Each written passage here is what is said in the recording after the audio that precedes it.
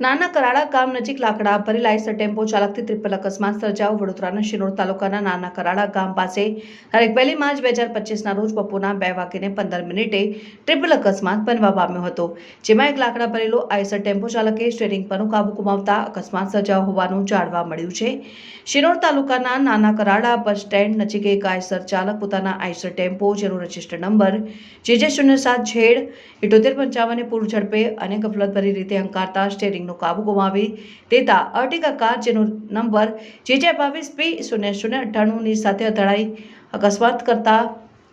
Eicher ચાલકે steering પરનો કાબુ ગુમાવી દેતા રોંગ સાઈડે ટેમ્પો પલટી ખાઈ જતા રોડની સાઈડમાં ઉભેલ મોટરસાઇકલ ચાલકને અડફેટમાં લેતા મોટરસાઇકલ ચાલક લાકડા ભરેલ ટેમ્પા નીચે દબાઈ જતા મોટરસાઇકલ ચાલકને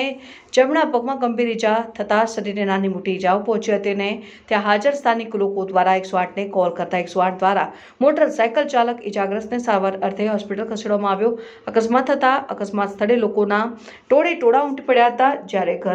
ઘટના સ્થળે શિનોર પોલીસ આવીને આગળની કાર્યવાહી હાથ ધરી છે।